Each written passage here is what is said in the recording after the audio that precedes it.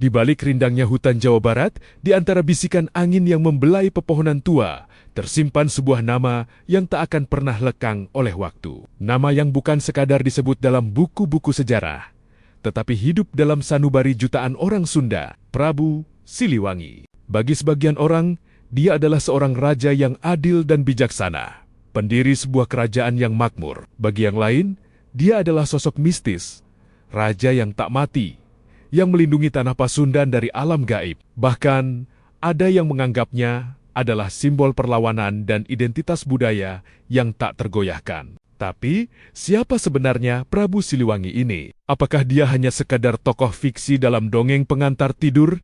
Ataukah dia adalah figur historis yang nyata yang pernah memerintah Nusantara? Selamat datang di channel Nama Channel. Kali ini, kita akan melakukan perjalanan menyusuri waktu, melintasi batas antara fakta sejarah dan mitologi untuk mengungkap sosok di balik mahkota emas kerajaan Sunda. Mari kita mulai. Sebelum kita masuk lebih dalam, kita harus memahami satu hal penting. Di tanah Jawa, terutama Sunda, sejarah seringkali berkelindan dengan mitos. Garis batas antara apa yang benar-benar terjadi dan apa yang diimajinasikan oleh para penyair zaman dulu seringkali kabur. Prabu Siliwangi berdiri tepat di persimpangan jalan itu, sebuah fenomena yang para sejarawan sebut sebagai tiga wajah Siliwangi. Wajah pertama adalah Siliwangi sebagai tokoh sejarah, sang raja yang memerintah Pakuan Pajajaran. Wajah kedua adalah Siliwangi sebagai tokoh legenda dalam pantun dan cerita rakyat. Dan wajah ketiga adalah Siliwangi sebagai sosok spiritual yang dipercaya memiliki kesaktian luar biasa. Untuk memahami raja yang satu, kita tak bisa mengabaikan yang lain. Mari kita petakan kembali masa kejayaan tanah Sunda. Cerita kita bermula di abad ke-14 dan ke-15. Saat itu, Pulau Jawa dipetakan oleh dua kekuatan besar adidaya, Majapahit di timur dan Kerajaan Sunda di barat. Kerajaan Sunda, atau yang sering disebut Pakuan Pajajaran, beribu kota di wilayah yang kini kita kenal sebagai Bogor. Bukan sekadar kota biasa, Pakuan adalah pusat peradaban. Tercatat dalam berbagai naskah kuno, kota ini dirancang dengan tata kota yang luar biasa, dilengkapi dengan sistem irigasi yang canggih dan benteng pertahanan alam berupa pegunungan. Inilah Nagari Sendang atau negara kota yang makmur. Rakyatnya hidup damai, bertani, dan berdagang. Lumbung beras padi melimpah ruah, menjadikan Sunda sebagai granary atau lumbung padi bagi kawasan tersebut.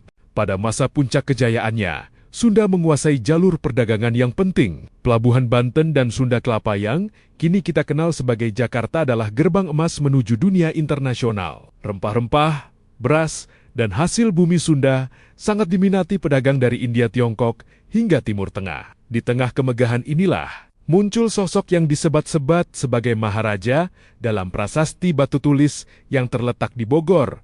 Tertulis nama Sri Baduga Maharaja. Bagi para sejarawan, Sri Baduga inilah yang diyakini sebagai sosok historis yang identik dengan Prabu Siliwangi. Ia naik takhta pada tahun 1482 Masehi. Ia bukanlah raja yang hanya duduk manis di singgasana emas. Sri Baduga dikenal sebagai pemimpin yang gemar membangun. Ia memperluas kota Pakuan, memperbaiki sarana irigasi, dan membangun pertahanan kerajaan. Di bawah kekuasaannya, Sunda mencapai fase Pok Sundaica, era perdamaian dan kemakmuran yang berlangsung lama. Namun, mengapa nama Sri Baduga lebih dikenal sebagai Siliwangi? Di sini, misterinya mulai meruak. Istilah Siliwangi sebenarnya tidak ditemukan dalam prasasti resmi kerajaan. Nama Siliwangi justru muncul dalam tradisi lisan, naskah-naskah sastra, dan pantun. Ada banyak teori mengenai asal-usul nama ini. Teori pertama mengatakan bahwa Siliwangi berasal dari kata dasar silih yang berarti pengganti, dan wangi yang berbau harum. Jadi, Siliwangi bisa berarti pengganti yang harum, mungkin merujuk pada kelanjutan dari garis keturunan raja-raja sebelumnya. Teori lain yang lebih populer dalam cerita rakyat mengaitkan nama ini dengan sosok harimau. Dalam mitologi Sunda, ada yang menyebutkan Siliwangi adalah Wesi Aji atau rajanya besi, simbol kekuatan. Ada pula legenda yang menyebutkan Siliwangi bisa menjelma menjadi harimau atau memiliki hubungan spiritual dengan harimau tutul, hewan yang dianggap sakral dan penjaga hutan. Menariknya, dalam karya sastra besar Sunda berjudul Carita Parahyangan, tokoh Sri Baduga disebut memiliki julukan lain. Namun, di kalangan rakyat jelata, nama Sri Baduga mungkin terasa terlalu formal dan jauh. Rakyat butuh sosok yang akrab, sosok yang bisa menjadi panutan dalam keseharian mereka. Maka, lahirlah julukan Prabu Siliwangi, sebuah nama yang melampaui batas waktu, menggabungkan keagungan seorang raja dengan kearifan lokal. Tapi, sebuah kerajaan besar tidak selalu berakhir bahagia. Dan bagi Prabu Siliwangi, ujian terbesar bukan datang dari dalam negeri, melainkan dari lautan. Kembali ke masa pemerintahan Sri Baduga atau Prabu Siliwangi, dunia sedang berubah. Bangsa-bangsa Eropa mulai merambah dunia timur demi rempah-rempah. Salah satunya adalah Portugis. Pada tahun 1522, armada Portugis yang dipimpin oleh Henrique Leme tiba di pelabuhan Sunda Kelapa. Tujuan mereka menjalin persekutuan. Prabu Siliwangi melihat ini sebagai kesempatan emas. Sunda butuh sekutu kuat untuk menghadapi ancaman ekspansi kerajaan Demak yang mulai menyebarkan pengaruh Islam dan politik ekspansi ke barat.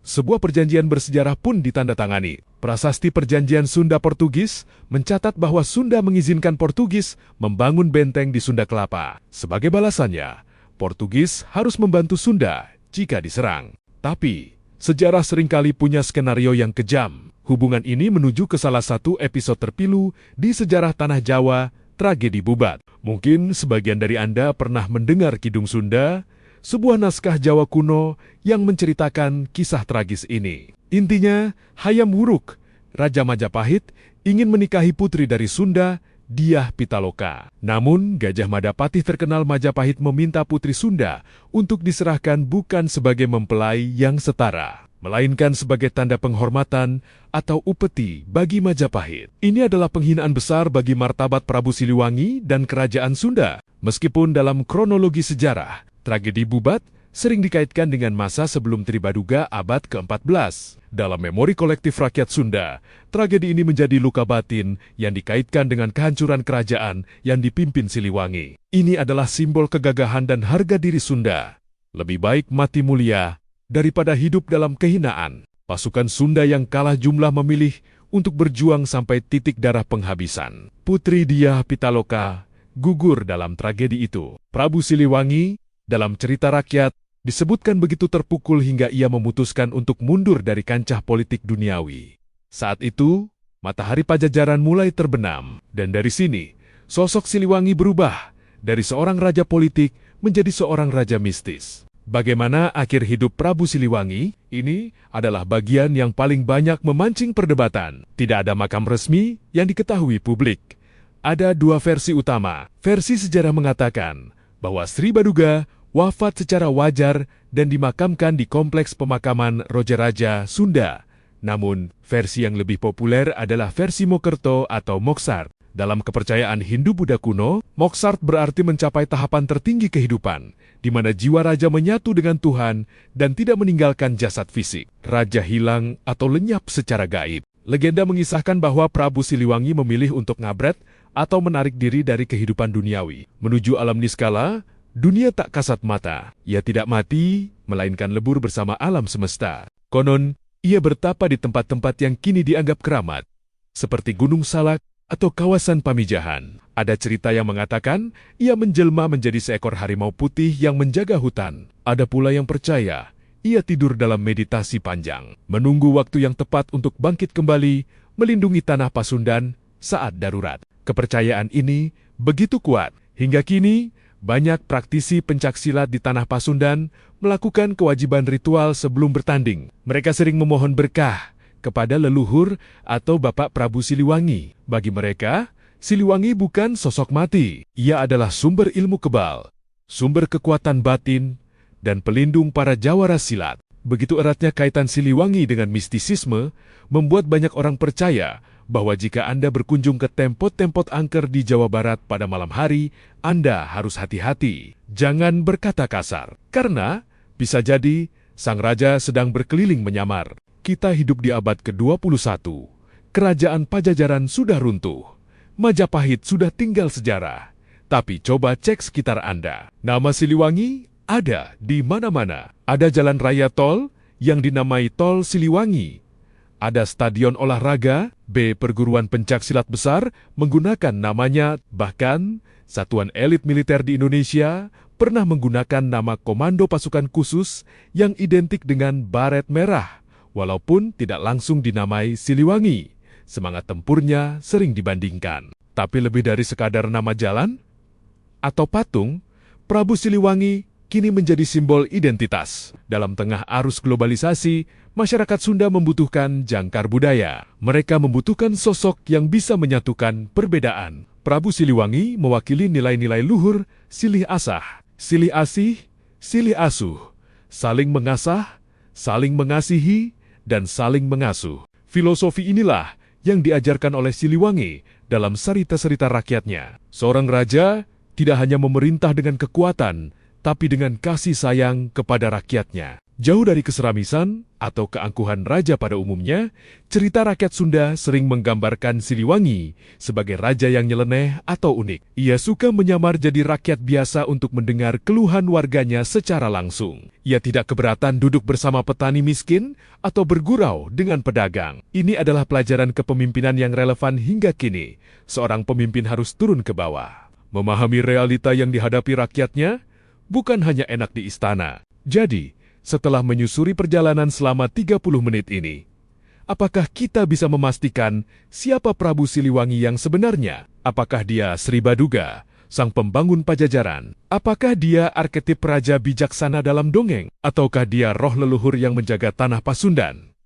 Jawabannya mungkin tidak penting. Karya seni, mitos, dan sejarah tidak perlu dipisahkan secara tegas. Eksistensi Prabu Siliwangi telah menjadi fakta kultural yang lebih kuat daripada batu prasasti itu sendiri. Selama masih ada orang yang menyebut namanya dengan hormat, selama ada jawara silat yang mengucapkan salam kepadanya sebelum pertandingan, dan selama ada orang Sunda yang bangga dengan warisan leluhurnya, maka Prabu Siliwangi sebenarnya tidak pernah mati. Ia hidup di dalam budaya yang kita bawa hari ini.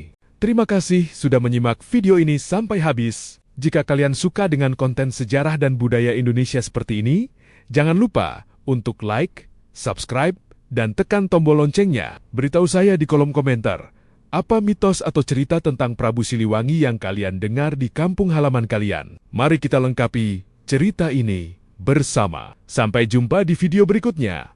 Wuruk-kuruk.